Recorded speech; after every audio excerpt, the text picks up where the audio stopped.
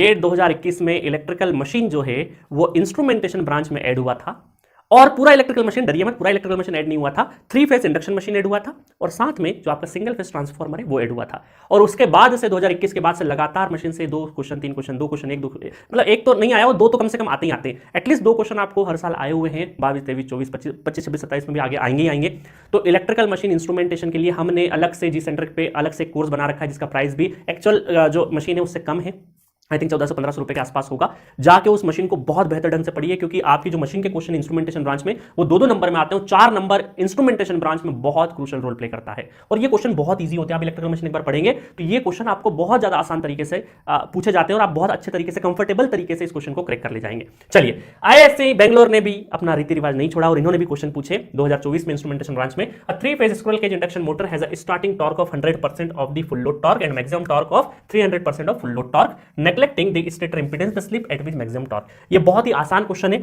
इसमें हमने एक फॉर्मूला बनाया है, फुल कोर्स में आप पढ़े होंगे। तो एक फॉर्मूला है कि यहां पे स्टार्टिंग टॉर्क डिवाइडेड बाय अगर मैक्सिमम टॉर्क का हम लोग रेशो ले तो यहां पर एक फॉर्मूला बनता है 2SM S starting divided by SM का स्क्वायर प्लस S स्टार्टिंग का स्क्वायर। बट हमें पता है कि स्टार्टिंग पर जो स्लिप होता है वो क्या होता है, 1 होता है। तो ये लिखने की जरूरत नहीं है, सीधा यहां पर आप क्या लिख दिए 1 का स्क्वायर, चूंकि 1 का स्क्वायर 1 ही होता है। इतनी सी बात है। और यहां पर बोला है कि स्टार्टिंग जो टॉर्क है वो 100% ऑफ फुल लोड टॉर्क है, 100% ऑफ फुल लोड टॉर्क, और ये जो मैक्सिमम टॉर्क है वो 300% ऑफ फुल लोड टॉर्क है। फुल लोड कैंसिल हो जाएगा, 2SM डिवाइडेड बाय SM का स्क्वायर प्लस 1। और यहां पर जब इसको लेंगे हम लोग तो यहां से 2 शून्य कैंसिल, SM का square plus 1 equal to 6SM। बस ये स्लिप आपको निकालनी, अगेन क्वाड्रेटिक बनेगा यहाँ पे 6SM प्लस 1 इक्वल टू 0। ठीक है, तो यहाँ पर SM की जो वैल्यू आएगी -b मतलब plus minus B square minus 4AC, तो 36 माइनस 4 डिवाइडेड बाई 2।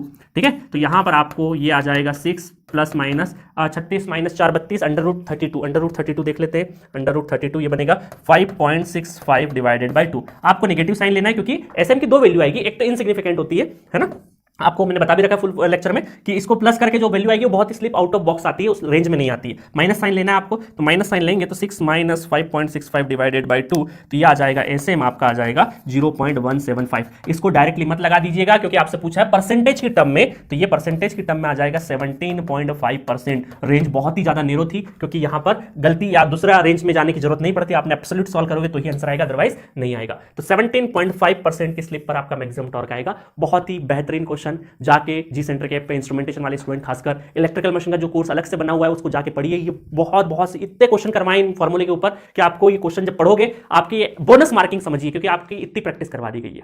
ठीक है, एक क्वेश्चन और आया है, उसको भी हम लोग नेक्स्ट लेक्चर में डिस्कस करेंगे। ओके।